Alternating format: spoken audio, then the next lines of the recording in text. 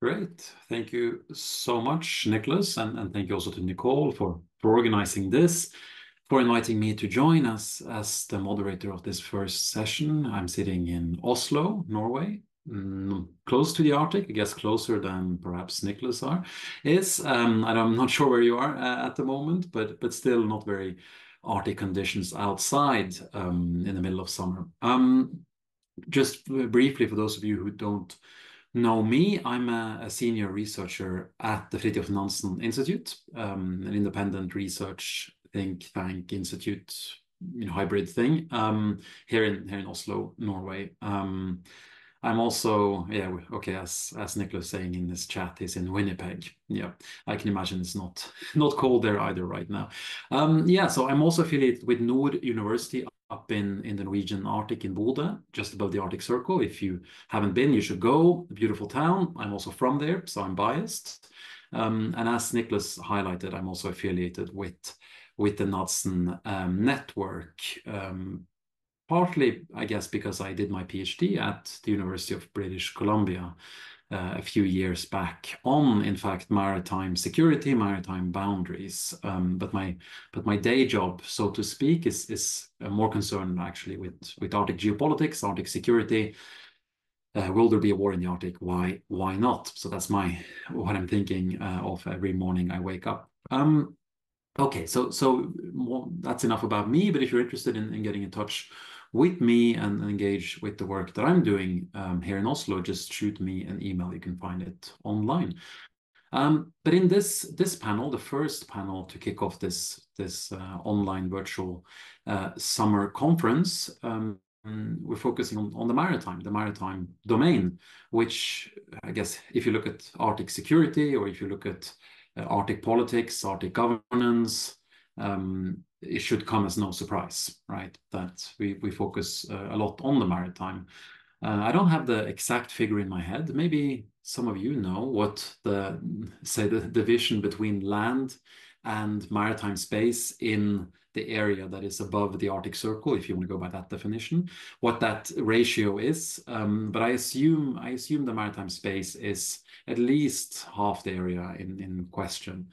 And if you have been following Arctic issues for a while and reading these headlines about the new Cold War or a race for resources, a rush for resources, if you will, in an Arctic context, a lot of it has to do with the maritime, right? A lot of it has to do with so-called unclaimed resources in the north, which in fact are not actually unclaimed, right? Also, if you look at a map of the Arctic, you will know, or you will see rather quickly, if that map includes extended maritime zones, you will know very quickly that actually most of the Arctic maritime space is also under the jurisdiction of one of the 5 Arctic coastal states, or since we have Icelanders in the room, I guess, should I include Iceland as an Arctic coastal state? That's a whole different debate, but at least those 5 states that have direct access to the Arctic Ocean have more or less sovereign rights to all resources, oil and gas, seabed minerals,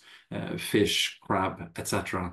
In the Arctic. It's only actually the donut hole, right, in the middle of the Arctic Ocean where you don't have, say, clarity when it comes to sovereign rights. And even there, as you probably know, if you're interested in this topic, even there we see the extensions by at least 3 countries of their continental shelf. Russia, the Kingdom of Denmark, and Canada have all claimed extensive continental shelves, which in effect then, when those claims are settled or delineated, which in effect only would leave kind of the water column or fishery resources in that space, say up for grabs, if you will. But even that is not even up for grabs because of the Central Arctic Ocean Fisheries Agreement that was signed a few years back, basically putting in place a moratorium. So what am I trying to say with all of this in this introduction? Just to highlight that these descriptions of, say, a governance vacuum or a lack of legal mechanisms to manage ocean-based resources in the Arctic, those descriptions are actually not true. But that doesn't mean that we don't have a range of other issues that might need to be tackled, whether it's how to deal with fish stocks that are traversing further north, whether it's the legal status of the Arctic sea lanes or shipping lanes, the Northwest Passage, Northeast Passage, whether it's issues, for example, like those that I'm thinking of, mostly the fishery protection zone around Svalbard and Russian activity therein, or in general, just hybrid warfare, hybrid activity, critical infrastructure at sea. So there are a range of issues in the Arctic, and perhaps that are more prevalent in the Arctic than even other maritime domains around the world to look at, given long distances, given critical infrastructure, given that Russia plays such a dominant role, and also given climate change. Okay, so I've already spoken for half the time allotted for each of the panelists, so I will not take more space right now, at least. We have 3 participants in this first session. I'll just go by the order that is listed in the program that we have been sent. So we have Mihai Giboi. I'm sorry for the pronunciation. I'm Norwegian, so I'm only semi-good at pronouncing Norwegian names. But we have Britney Lai, and then also we have Gershon, Adela. So we'll go in that order, 10 to 12 to maximum 15. I'll start making noises around 13, 14 minutes, but ideally around 10 to 12 minutes by each of you, talking about your chosen topic, which all of them looks extremely interesting. And then we'll do a Q&A with everyone who is present here online, and or I might ask some questions. Okay, so Mihai Giboi, we start with you. Just to give a brief intro, you're an incoming MA student in political studies at Queen's University. I've never been to Queen's, but I hear it's yeah, a beautiful university, where you will be studying the impact of Russian hypersonics on North American security. So part of the D&D National Department of National Defense Young Minds Initiative. And in general, you're interested in Arctic geopolitics, IR theory, military transformation, and Russian foreign policy. So all things that should be highly relevant these days. So Mihai, floor is yours. Of course, thank you very much. Just let me share my screen for a second here. Okay, can everybody see it? Awesome. Well, thank you very much for the kind introduction here. Before I begin, I would like to quickly thank Madsen, Nicole, and the rest of the organizers for hosting this conference today and having me here today to speak. I would also like to thank Dr. Østhagen for moderating this panel and everyone in attendance for being here today to simply hear all of us discuss important issues in North American and Arctic defense and security. Now, what I'm going to speak about today is a working paper of mine that revisits Russian military activity in the Arctic from a realist perspective. Since a Russian titanium flag was planted in the Arctic Ocean seabed in 2007, Moscow's activity in the region has attracted attention in the West. This enduring curiosity has informed an ongoing debate about the Kremlin's intentions in the Arctic, which has traditionally been split between neo-realist and neoliberal camps, as was identified by Sergei Sukhankin, Joy Buffard, and Whitney Lachenbauer. The neo-realist school argues that Russia wants to dominate the Arctic, having aggressively claimed large portions of the region, leaving little room for the West to cooperate with Moscow and must instead prevent its expanding control over the North. Conversely, the neoliberal school asserts that the likelihood of conflict is actually low, and despite Russia's military buildup in the Arctic, it remains a positive actor. It also argues that since the North has crucial economic value, military confrontation is simply undesirable. Now, this theoretical divide is blurring with the emergence of a middle ground that highlights the importance of cooperation while at the same time acknowledging the Kremlin's revisionist foreign policy. Also appearing are considerations about the potential and actual use of the Russian military to project power outside of the Arctic, with much emphasis being placed on Russian threats to NATO's sea lines of communication through the Greenland, Iceland, United Kingdom gap. However, there are 2 gaps that remain in the literature. The first is that the neo-realist and neoliberal debates lack of consideration about how the Arctic fits within the international system. Now, this is because both camps have used a regional lens. Now, this is a problem because suggesting that the Arctic will experience conflict over local disputes really inflates the region's importance in great power competition. On the other hand, as I've argued elsewhere, downplaying the potential for conflict is equally problematic, as demonstrated by the pause in Arctic Council activities and Russia's withdrawal from the Barents Euro-Arctic Council after its invasion of Ukraine. The Arctic is not insulated from external international affairs. Contrary to assertions that we should disassociate Russian engagements in the region from its activities elsewhere, artificially isolating the Arctic from the rest of the international system leaves out important context for the Kremlin's activity in the north. This lack of context then leads us to the second gap, where the literature has not fully explored why Russia wants to project power from the Arctic. Other than Rob Hubert, assessments have barely, if at all, acknowledged how NATO enlargement informs Moscow's military activity in the region. Consequently, this has led to little discussion about the Arctic Ocean's strategic value for Russia in avoiding what it perceives as encirclement by the alliance. So, to fill this gap, I argue that Russia's core interests are not in the north, but in maintaining its great power status as a guarantee of its security, which it believes is being undermined by NATO enlargement in Europe. However, because of the Arctic's geopolitical value, it does provide an important means for the Kremlin to bypass what it perceives as strategic encirclement. So to support this position, my paper combines two theories for its framework. The first is John Mearsheimer's offensive realism, a variant of neorealism, which posits that states are incentivized to maximize their power to ensure security. And since achieving global hegemony is virtually impossible, great powers instead seek to attain regional hegemony. I should stress, however, that this approach is not a reiteration of the neorealism I described earlier.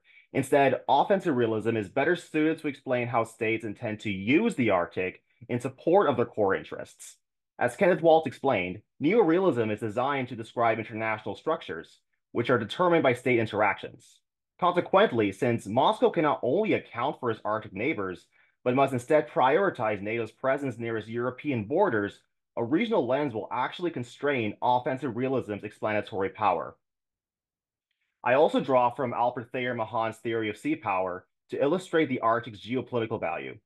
He believed that a place's strategic utility depended on three conditions: its geographic position, military strength, and resources.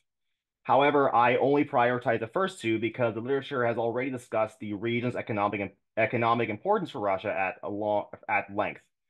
Now, Mahan also believed that such a strategically valuable location provides not only important highways for maritime commerce, but also advantages for offensive naval operations, which I argue is in line with Russian naval strategy.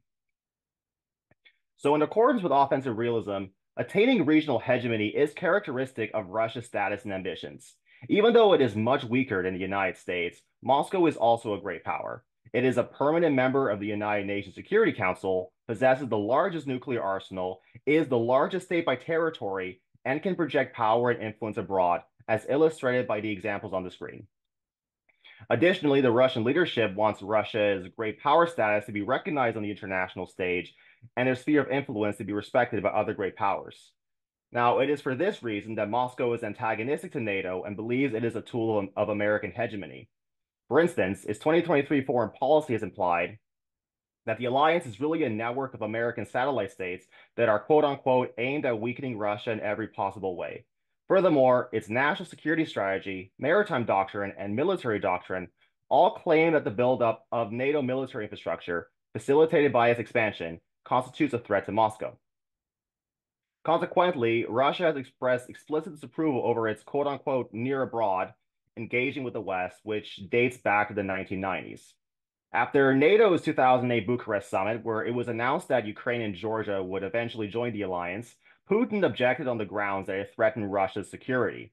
Foreign Minister Sergei Lavrov reiterated this position, stating that Moscow would take any action to prevent either country from joining. Now, this materialized in the 2008 invasion of Georgia, 2016 annexation of Crimea and subsequent support of Donbass separatists, and its 2022 invasion of Ukraine, after Putin's speech claiming that the West was using Kyiv to threaten Russia's existence.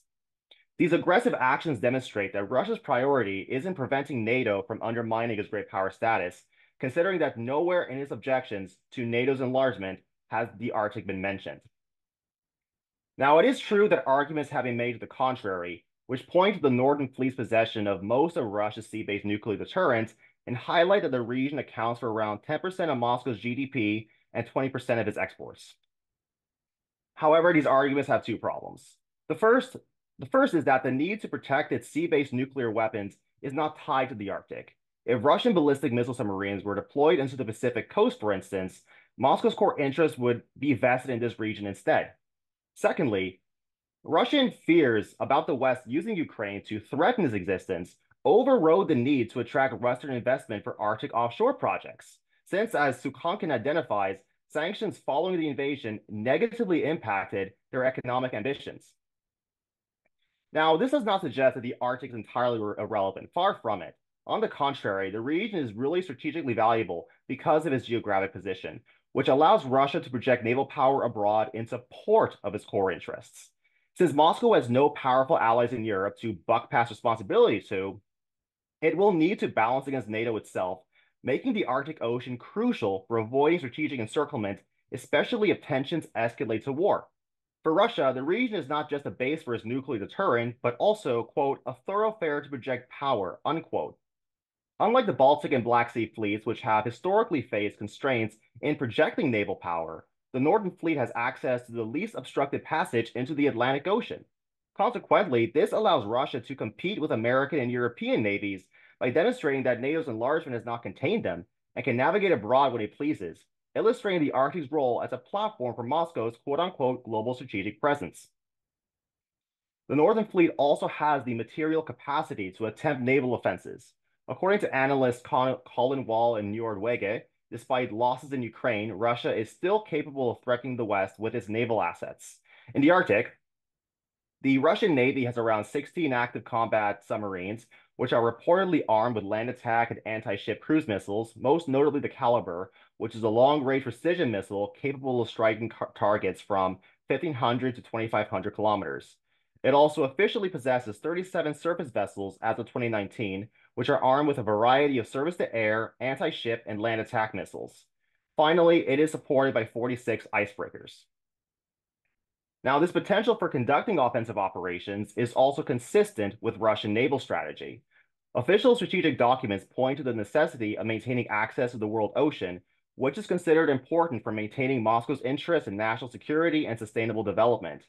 According to the 2022 Maritime Doctrine, the Russian Arctic is considered one of many vital areas of national concern that guarantees Moscow's interest at sea.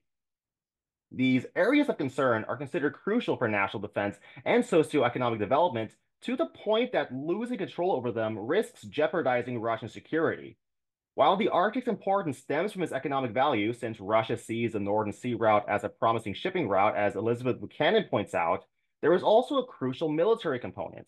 Alongside ensuring the survivability of its SSBNs, Moscow's goals in the Arctic include ensuring freedom of access to other oceans, quote unquote, suggesting that Russia also sees the North as a gateway to the Atlantic Ocean.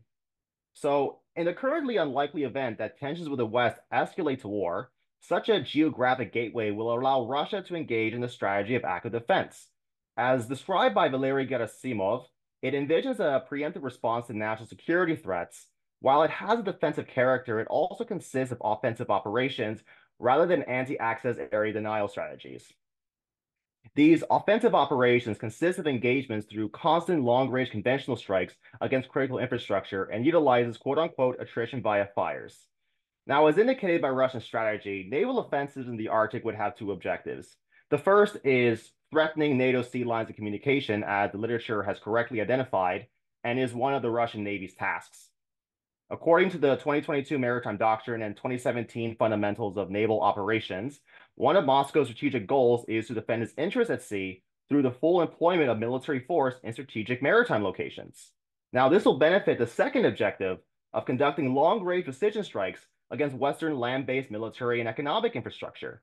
As stated by the 2017 Fundamentals, priority areas of naval operations include developing and maintaining the ability to attack an adversary's ground targets with either conventional or nuclear weapons. It also explicitly states that, with the emergence of new high-precision weapons, this will be the Russian Navy's new objective. Now, upon first glance, it does appear that these developments suggest that the Arctic is pushing Russia towards becoming a maritime state, but I must stress this is unlikely going to happen due to one key geostrategic constraint. It is that because Russia is simply a continental state, which renders its perception as a maritime and land power problematic. Unlike the United States, that can only be invaded by another great power through water, Moscow needs to prioritize land forces to balance against NATO's military. It is clear that Russia understands this, having been invaded by the Mongols in the 13th century, fought wars against Sweden and Poland during the 18th century, and withstood additional incursions by Napoleonic France, Imperial Germany, and Nazi Germany. And this was exemplified in military debates between proponents of land power and sea power during the Perestroika years from 1985 to 1991, which the former won considering the drastic decline of the Russian Navy afterwards. So to conclude, as this paper shows, this is why Arctic geopolitics should be examined through the context of the international system, which fosters considerations about how the North contributes to a great power's core interests. As Ernie Reger would argue, this is not an Arctic-specific issue, but only part of the wider rivalry between Russia and the West. Because of this, constraining analysis to a regional lens removes this wider understanding, leading to conclusions that either exaggerate or downplay or even ignore the effects of great power competition in the Arctic. Now, thank you very much for listening to my presentation. If you'd like to get in touch, please feel free to email me, connect on LinkedIn, or follow me on Twitter. Thank you very much.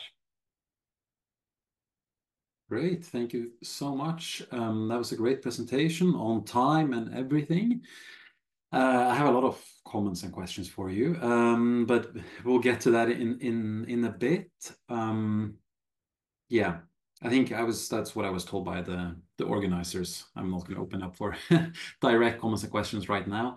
We can do that in a bit. My only perhaps immediate comments just to you right now, since when we'll do the Q&A in a bit, it will be with all three participants. I would perhaps, if this was a paper you are writing, as I understood you correctly, I would perhaps challenge you to go more into this distinction between different parts of the Arctic. Most of your presentation and your points that are very valid relate to one part of the Arctic, right? It relates to the European part where I'm sitting right now, and you don't really touch upon what happens in the Pacific part of the Arctic, or even the central Russian part of the Arctic, or another question that we can get to also with the other participants is what does this mean for Canada? I mean, given that you're studying in a Canadian university, and then so the two other participants in this panel, I guess many participants online are from Canada. I'm more often, having studied and lived in Canada, but now being Norwegian living in Norway, I often compare these two countries' approaches to Arctic security, and they're almost fundamentally different because they're facing different concerns and challenges, which again speaks to your point, right? About why do we, Norway, face a different challenge? It's because of exactly the things you highlight in your presentation, which might not be as relevant in a Canadian context. But we can get to that in a bit as well.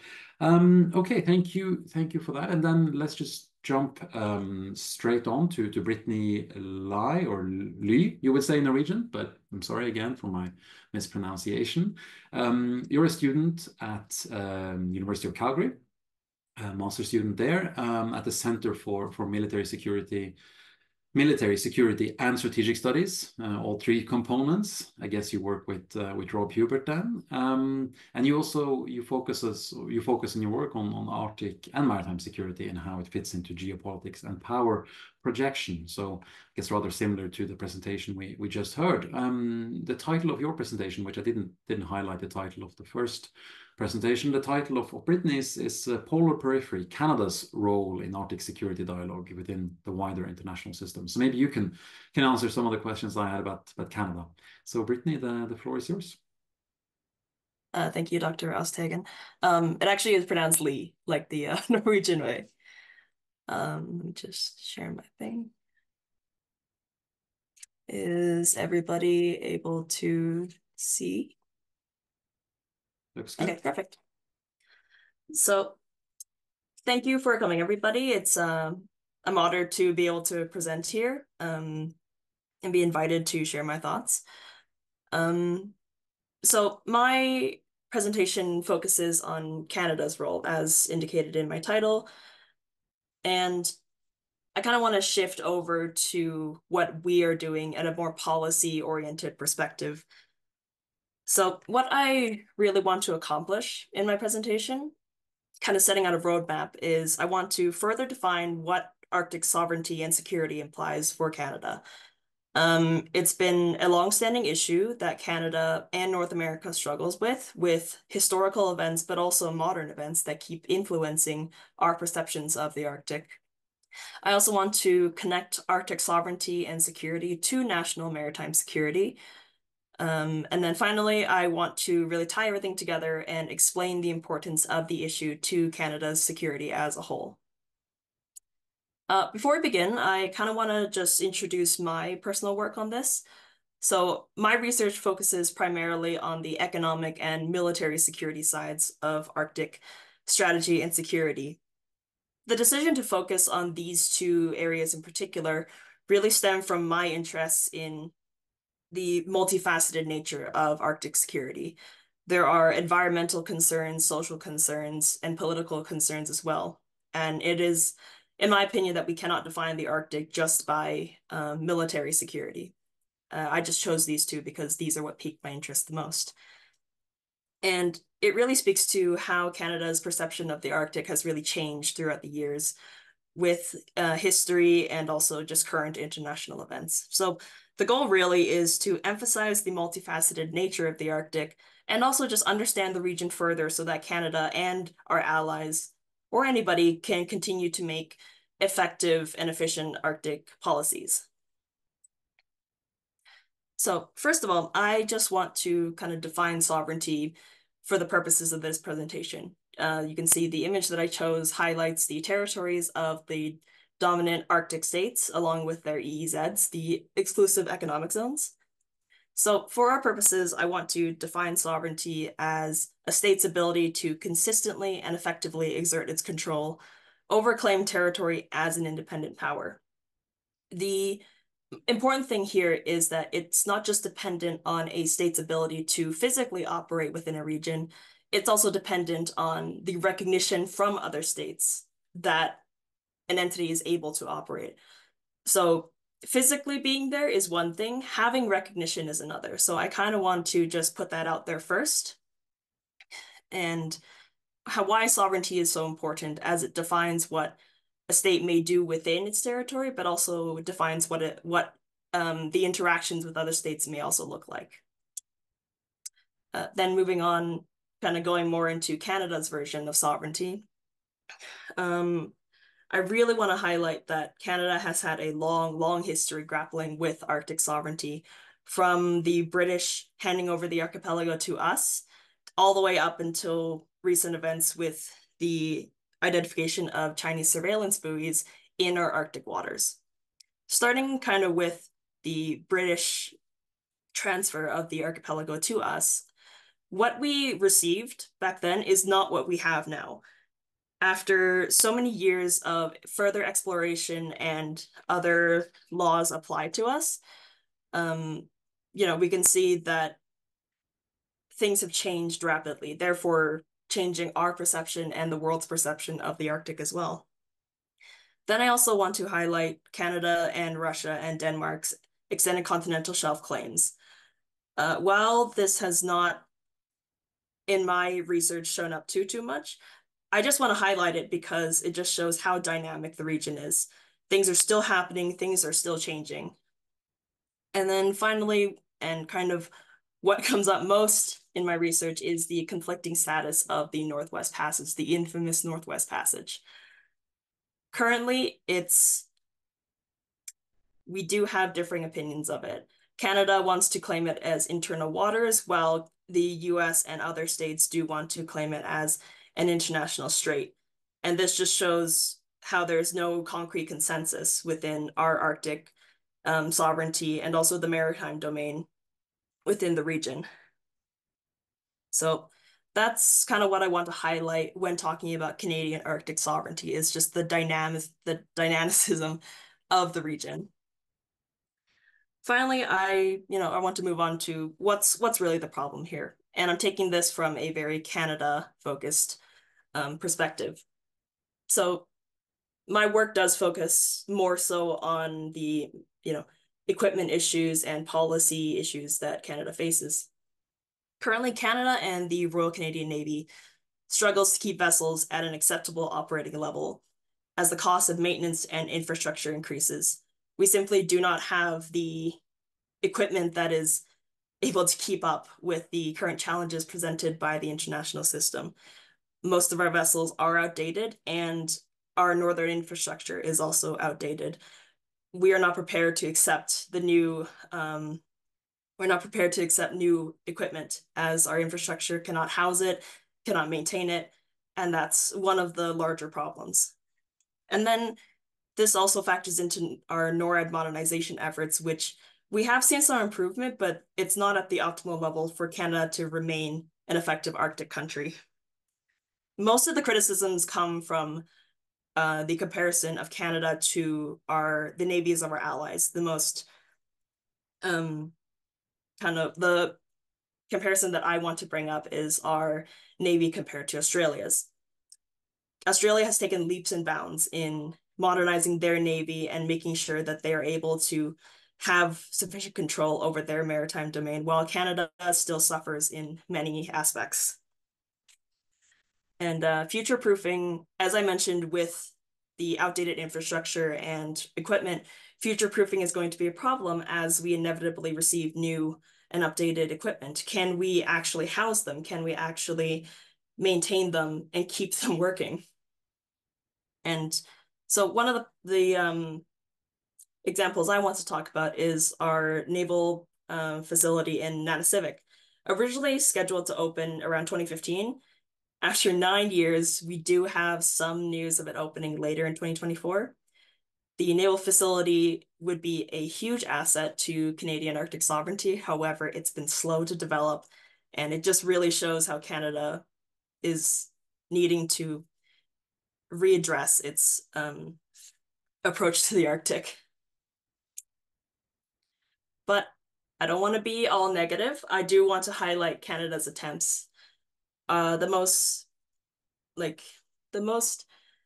at the forefront of our attempts is the National Shipbuilding Strategy that's been in place since 2010, which aims to rejuvenate and modernize the RCN fleet to address security concerns, in addition to addressing economic concerns with Canadian shipyards and construction companies, which is bringing lots of business to Canada and also allowing us to collaborate more with our companies and really integrate shipyards and construction companies into defense.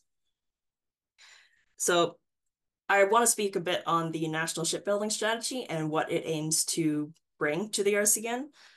With the introduction of the DeWolf class Arctic patrol vessels, we are seeing more emphasis on being able to operate in the Arctic sphere. We also see the reintroduction of the River class destroyer, which will replace the Iroquois class and the Halifax class, I believe. And both of these are playing into not just Arctic security, but just maritime security in general, as the Arctic Offshore Patrol Vessels and Canadian Surface Combatant Projects, AOPS and CSC respectively, are important aspects in really being able to expand our maritime domain awareness and allow for Canada to have greater control over our waters, not just in the Arctic, but in other areas in which we operate. And so all of this kind of works to go back into NORAD modernization, where we hope to update our current infrastructure and be able to operate efficiently, not just meeting the minimal requirements, but excelling as a northern ally. So finally, I just want to close this out with, why does any of this matter?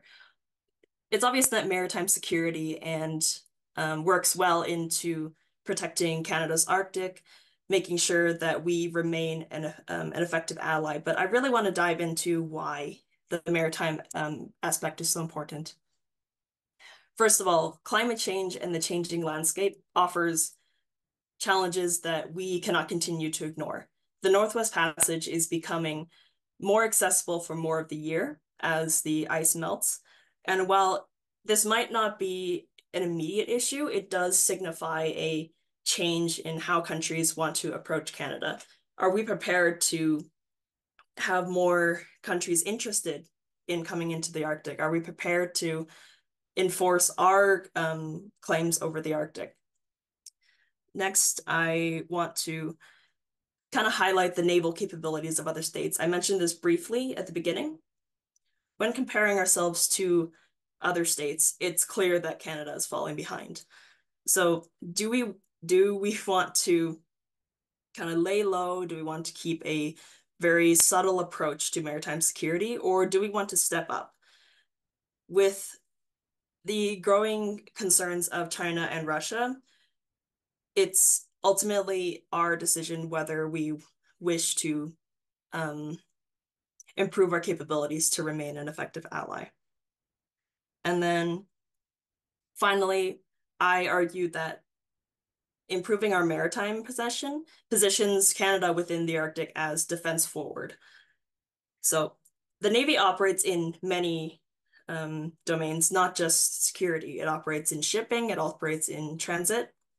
And so I argue that maritime capabilities are critical to really integrate ourselves in the world and keep Canada relevant in the changing international system. So what I really want to close off with is it's time for Canada to focus on the maritime aspect as the world keeps changing around us. We cannot continue to ignore the challenges presented by increasing challenges in the north by Russia and China, and also just recognizing that what we may see as progress in the Arctic to us may not line up with the goals and expectations of our allies. So I think it's time for a reworking, and I really hope that we can see more innovation and development in the area. Thank you. Excellent. Thank you. It's slightly depressing not getting the applause after your your presentation, but this is online meetings for you. It's really good. Like the other one, exactly on time, and a much more focused perspective on Canada, which was very interesting. I also have a couple of questions for you. The main one, perhaps that perhaps you could think about while we head into the last and final presenter is why. What's the reason behind this lack of Canadian investment into Arctic security or even Arctic maritime capacity? Is it having lived in Canada as well? Even is it the fact that most Canadians live in the south of the country? Has it something to do with then the population patterns and the lack of engagement in Arctic issues? Has it something to do with what we touched upon in the previous presentation on say the lack of the threat perception, or the threats that Canada is facing in the Arctic are not as immediate as those that we are perhaps facing, being a border country to Russia? Or does it have to do with just the cost and the extreme size of the Canadian territory that needs to be defended, or the problems historically and also even today when it comes to trust relationships with indigenous population communities up north? Or it might be other issues as well. But I'm curious to hear your thoughts on that. But we can get to that in the Q&A session. So I'll let you think about that for a bit. And then finally we jump to the last presenter. Also another one from University of Calgary, Gershon, Adela. Probably mispronouncing your name too, but that's how it goes.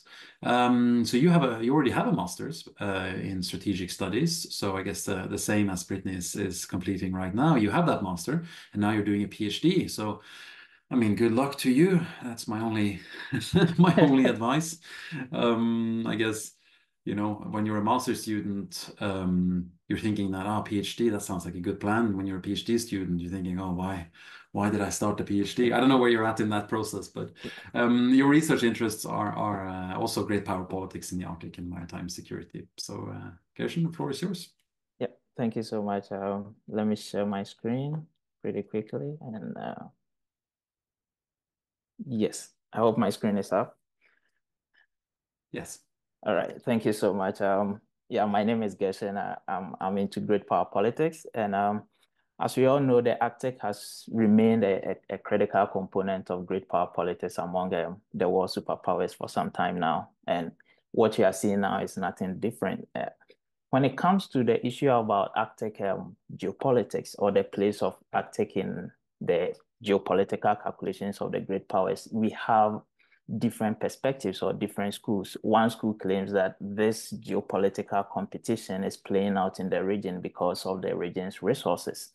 And another school, which our moderator is also part of, is the fact that it's not necessarily about the resources. The resources are all in the territories of each Arctic state. It's about the growing significance or strategic significance of the region. And it's one school of thought that I subscribe to as well. And one component which has placed the Arctic into this significance is the maritime domain or the maritime prospect of the region, which we can't do away with. And as we are seeing the effect of climate change, this thing is coming out very well. So what I see myself, or I want to look at, is to put the maritime perspective in the region, the maritime prospect of the region into perspective, and then look at what are the dynamics playing out in terms of maritime geopolitics. So the first part of it is to look at the evolution of the Arctic maritime domain. The Northern Sea Route actually played an important role during the World War II, which served as a strategic transit point for resources from the Allied powers, which comprises the US, UK, and the Soviet Union, to move resources towards supporting the Soviet effort to defeating the Axis powers. After the Cold War, the Russian Federation opened the Northern Sea routes to international shipping, because before the Cold War and during the Cold War, the Northern Sea route was used mainly for internal transportation within Russia. But after the Cold War, in an effort to restore some level of cooperation in the Arctic, Russia actually opened up the Northern Sea route for international shipping. And then came in the concern for climate change. We see the majority of the Arctic shipping route being ice-free for majority of the part of the summer. And this actually brought in the interest in developing the maritime sea route as an alternative shipping route for international trade, aside the Suez Canal and the Strait of Hormuz, which is actually plagued with a lot of pirate activities. And then we saw the arrival of the Chinese, and this actually now drew much more attention to the fact that, okay, I think this is a big deal. We need to pay attention to what the maritime prospect of the Arctic has to offer, because the Chinese are also interested in finding out alternative routes, cutting out majority of the shipping distances from their manufacturing hubs to markets in Europe, in North America, and other parts. And also China's economy grew up to be a net energy importer. So they were looking for options to bring in more energy resources to support their economy. So all these things actually played out to give the Arctic maritime route much more prominence in terms of the geopolitical competition going on in that area. So the Arctic actually has four main maritime routes: the Northern Sea Route, the Northwest Passage, the Transpolar Sea Route, and then the Arctic Bridge. Of all these four, the Northern Sea Route and then the Northwest Passage have a higher possibility of becoming accessible to international trade or regular maritime trade in the near future. And the Northern Sea Route actually passes through Russia's Arctic. The Northwest Passage also passes through Canada's Arctic. There has been a lot of debate and issues around this sea route, and that's what I'm going to look at in connection with the geopolitics of the region. So let's look at the great powers' core maritime interest in the Arctic. If we look at Russia, Russia's core maritime interest is strategic. That's geostrategic oil and gas transportation, because the Arctic on its own represents a key factor within Russia's economic development. Majority of their oil and gas resources are in the region. And after the Western sanction on Russia following its invasion of Ukraine in 2014, Russia seems to be more interested in developing the Northern Sea route as a viable shipping transportation route, which would not be affected by Western sanctions and hence its impact on Russia's economy. And then also the maritime route serves as a critical component of Russia's Arctic defense.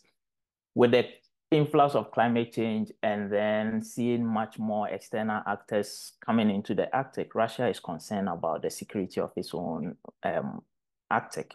And one way that it can protect the Arctic is to make sure that it has access and dominance over the sea route within the region.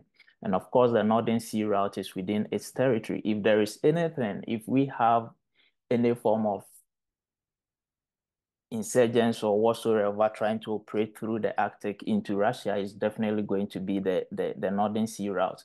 So its interest is also defense, how to protect the Russian territory from any form of external threat through the maritime domain. And the other thing also is power projection. After the collapse of the Soviet Union, Russia's international stance as a great power has reduced significantly. But one area that it's never lost its stance and its interest is the Arctic. So in order to be able to maintain that great power status, one area that it wants to maintain a stronghold is the Arctic. And if it can't be an international great power, at least it can become a maritime or Arctic hegemon. So Russia's interest within the Arctic maritime domain is also in the area of power projection. And we see that with its Northern Fleet, with its submarine fleet, icebreaker fleet, all of these things speak to that. And then we look at China's maritime interests in the Arctic. It's also strategic. China is a net importer of oil and gas, and it needs access to these resources. Russia has it in abundance. How are they going to transport those things to China? They need the shortest possible route, and that the Arctic maritime domain becomes very important. And that has been one of the areas that China and Russia's cooperation has actually focused on developing. And the other part also is other maritime trade. China is looking for a way to cut shipping routes from Chinese manufacturing hubs into markets in Europe and then Asia. And to do this, they need to have a shortest route through the Arctic. And the Northern Sea route happens to be one of the viable routes that is likely to support commercial shipping. So China's interest in terms of Arctic maritime domain is also about other maritime trade. And China is also concerned. If you look at the Suez Canal, if you look at the Panama Canal, if you look at the Strait of Hormuz, all these areas are more or less controlled by US and its allies or its partners in a given way. And in terms or in times of, let's say, a fallout between the US and China, China is very much aware that some of these maritime passages are going to be affected, and they are going to be limited in terms of how they can use the maritime domain for trade and other purposes. So they are constantly looking for different approach or different routes, which will not necessarily be controlled by the West. And the maritime sea route has been one of them. And the Northern Sea route is a critical component of their geopolitical calculations. And another thing also is with power projection. If China is able to maintain some level of presence in the Arctic through the maritime domain, it's not only going to show that they have the capability to be present at the various important locations in the world, but they also have what it takes to project power in their near abroad through the Indo-Pacific, as well as where the US and its Western allies thought China couldn't be. So they helping Russia to develop the Northern Sea route also is a demonstration of China's growing capabilities in terms of manufacturing, in terms of technology, in terms of transportation capabilities and all of that. So China is also into this for that level of power projection, for that level of recognition internationally. And the Americans are also interested in the Arctic maritime domain. One, for strategic reasons. They are looking for freedom of navigation because that is the only way that they can prevent any form of attack on the homeland. That is the only way they can keep an eye on whatever thing is happening in the Arctic. If the Northern Sea route is close to other international ships because it is Russia's internal waters, it limits the level to which US can have access to, have eyes on the ground, have ears on the ground to know what exactly is going on there. And if the Northwest Passage is becoming Canada's internal waters, how then can the US have access, regular access to these regions to monitor what is going on in the region? So America's core maritime interest in the Arctic, one is freedom of navigation. Strategically, they want to know what comes closer to our borders. And the other one is also defense and constabulary purposes. The United States Navy has been one of the biggest navies over the years, and it's arguable that China is now overtaking the United States as the biggest navy, but it depends on how you look at it. But the United States is interested in defending its national security. And how it can do that is to make sure that it has access to the Arctic, mainly because of China's increasing presence in the region. And China now has become a mere competitor of US hegemony over the years, and it's a concern to the United States. So one core maritime interest of the United States is also in the area of defense, how to defend the United States from any form of attack coming from Russia or the Chinese. And the other one is also power projection. For the US Navy to be able to sail through all waters unhindered is something that shows the survivability of the US Navy, the power of US as a global hegemon. And that is what they want in the Arctic as well. They have that in other parts of the world, and having that in the Arctic is going to be a good addition to their power projection. And now we come to Arctic maritime geopolitics. Why are we seeing this playing out? Why do we see contention as to the status of these maritime routes in the Arctic? The Northern Sea route has been claimed by Russia to be its internal waters. US opposes that is an international strait because it joins two international shipping routes. The Northwest Passage has been claimed by Canada to be its internal waters. The US opposes that one too. Why are we seeing this geopolitical competition in the Arctic maritime domain? The first thing is competing maritime interest. We have these three powers, Canada, Russia, US, Russia, and China, having their own interests in the region. The US need a free and open Arctic. That is open. One more minute, Gershon. All right. Yeah, that is open to everyone to use. Russia claims it to be its interest, its internal waters. And then also we are seeing increasing competition, competing threats. And also we are seeing a convergence of Arctic geopolitics and geopolitics in other regions, which include the Indo-Pacific region. Now, the two things that I want to talk about here, which is the East and the West, is the increasing cooperation and partnership between China and Russia in the development of the Arctic Sea route, and then the increasing opposition from the US and other EU states on the status of the Northwest Passage and then the Northern Sea route from Russia and then Canada. So what I want to finish with is the meaning of this, the implication of this for policy. One, the US needs to ratify UNCLOS. It's a member of NATO. It has access to most international waters. Ratifying UNCLOS will give it that ability to now challenge the claim legitimately. It must also be clear on Canada's role on the Northern Sea route. It can't play the double game. It's important for Canada in this regard. And also, if all these things fail, if the US doesn't openly acknowledge Canada's position, then Canada should be ready to defend its own Arctic sovereignty with increased capabilities.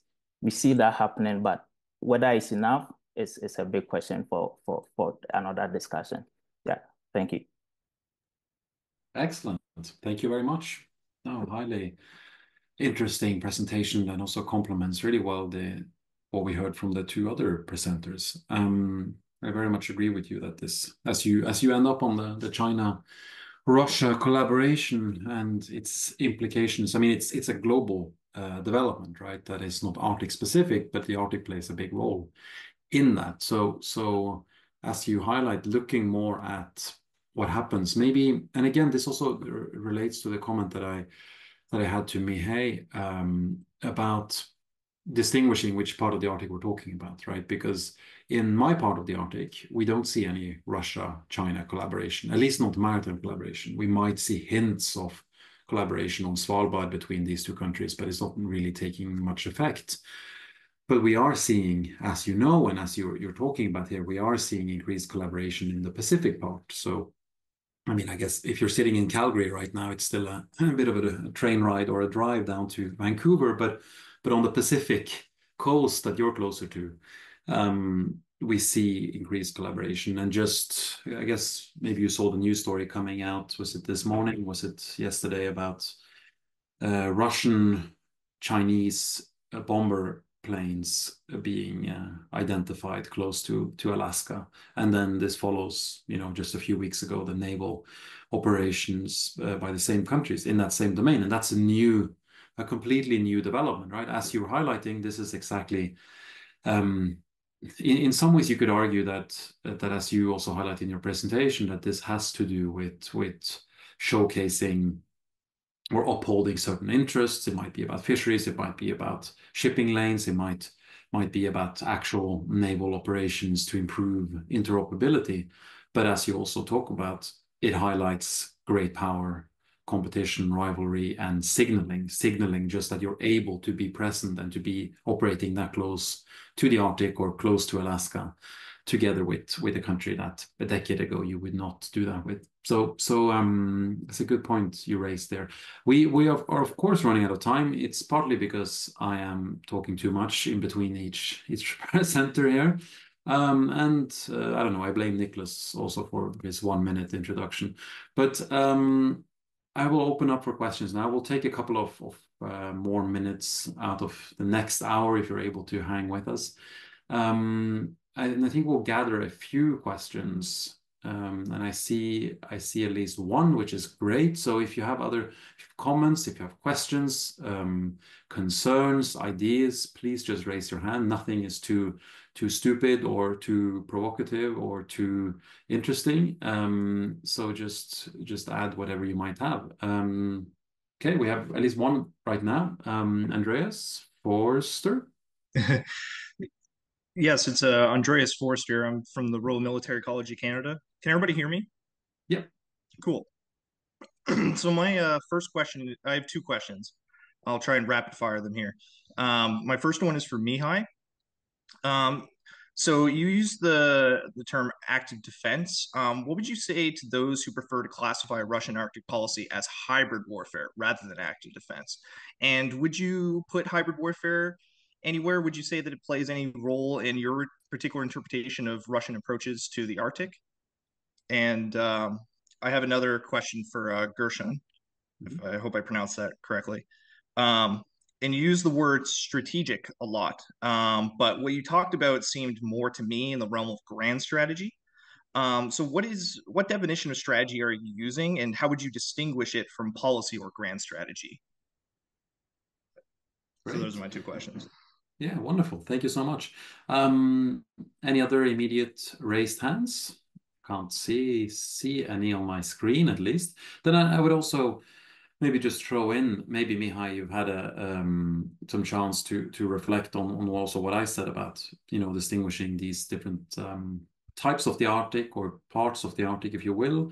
And that also goes to you, Gershon. Maybe you have feedback to my point about the North Pacific, and also Britney, what I asked about the big why question.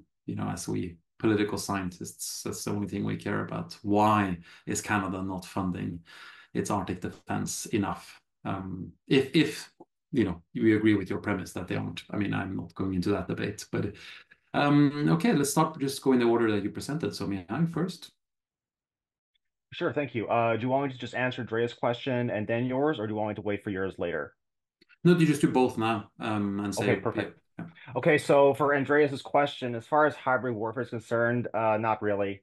Nowhere has it been mentioned in like the Russian strategic documents that I mentioned, and even the literature too, It's not really how this would not necessarily be another Crimea, for instance. This would actually be more of a straight on kinetic actual assault. The issue I have with classifying hybrid warfare as Russia's strategy is that it completely ignores the fact that Russia's main foreign policy tool has been the military. Not just recently, it has been like that for most of its history.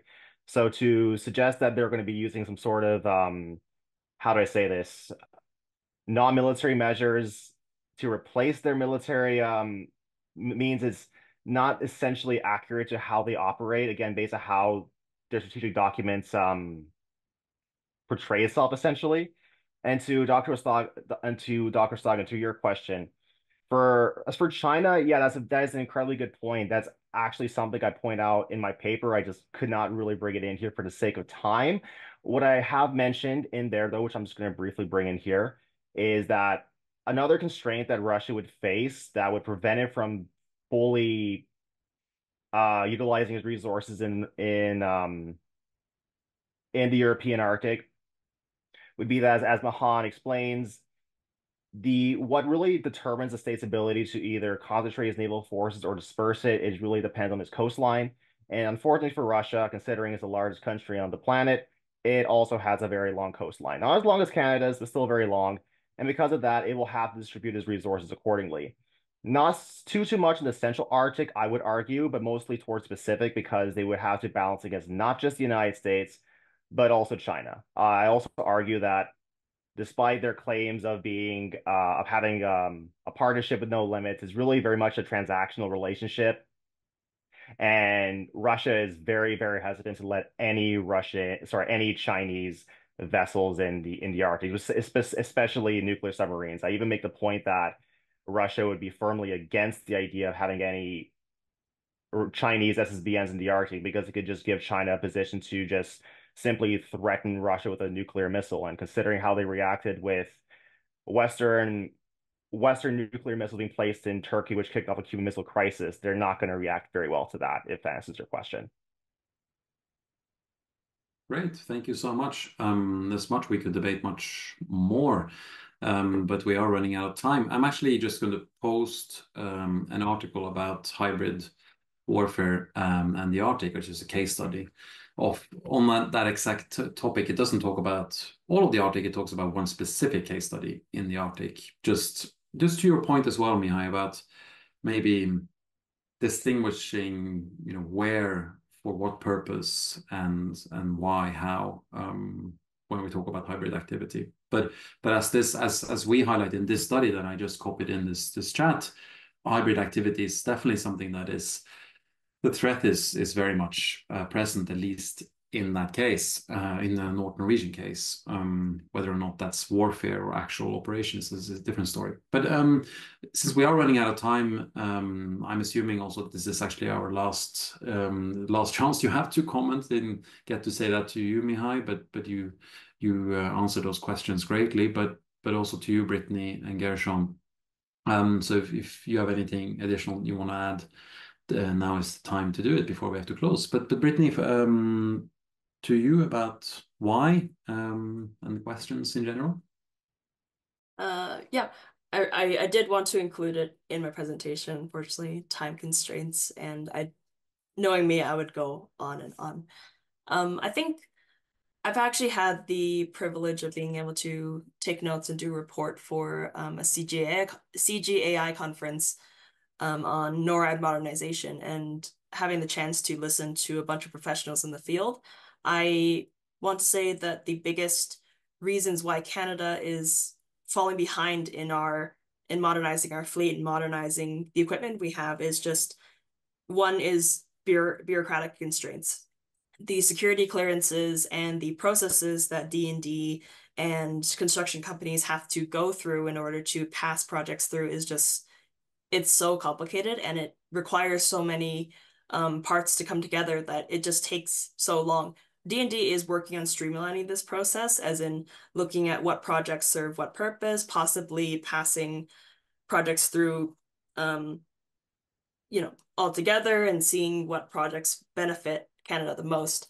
That's one issue. Another issue that I kind of wanted to touch upon that I didn't get to is just the Canadian, and like you mentioned, the Canadian perception of the Arctic. Arctic exceptionalism has been a topic for so long, and I'm personally not a fan of it because I do not believe the Arctic is I can see Mihai laughing. It's I do not believe that the Arctic is isolated from the rest of the world when it comes to our region, despite the unique geography. Um, you see people trying to say that, oh, it's a very like distinct region and outside of and outside of the Arctic, it's um it's isolated from outside events. It's not.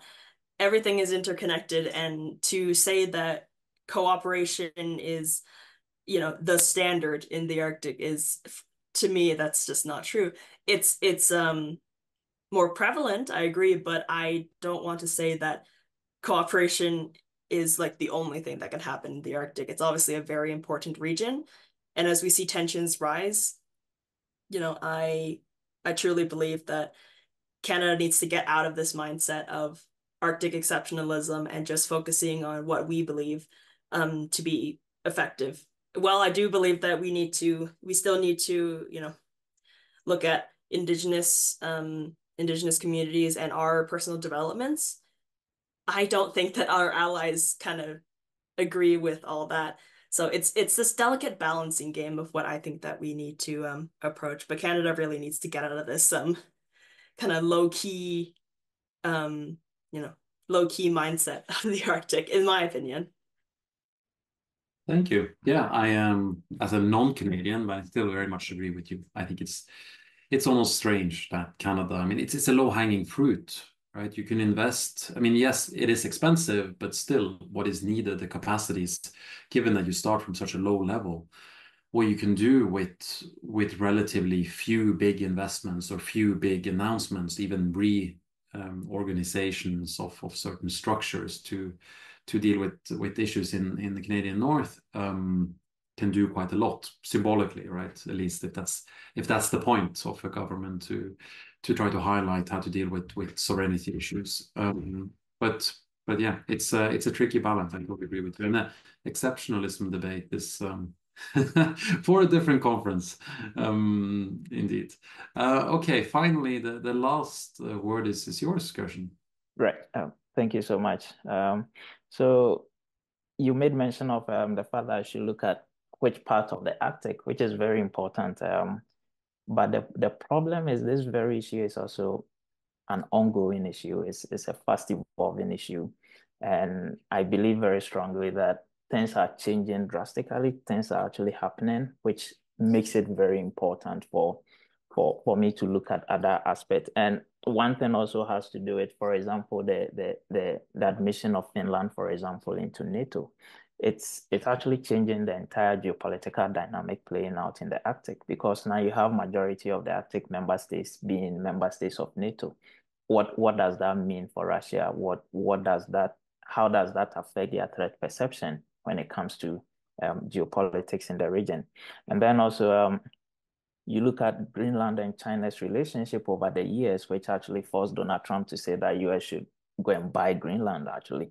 These are also, changing dynamics going on, which makes it very interesting and also very important to look at different perspectives when we talk about the Arctic. So it may be possible Norway might not have any serious problems with Russia now. Nobody knows, maybe in the next couple of months that can change. So we are seeing a lot of things playing out when we talk about the geopolitical relationship between these three powers. And also another thing that is on the line is the upcoming US election. You can't play up the impact of that on the geopolitical relationship across the globe. So it's a very good point. I will try and then look at as much as possible some of the important areas within the Arctic, but also given that it's going to be a dissertation, I wouldn't like to shoot myself in the leg and by expanding the scope of my paper. Yeah. And then the question about grand strategy, I think it's very important we look at the grand strategy of the various great powers, because everything they are doing, although it's happening in the Arctic, in the Indo-Pacific, and wherever it is, it all plays out into their overall grand strategy of what it is that they want for the global order. So I am much more interested in looking at that grand strategy. What is their interest? What is their overarching objective for the global order? Russia, China, and the greatest debate now is, does China actually want to overtake the US and dominate as the global power, or they want to play an active role in the existing order? It's a big question. The debate is still on.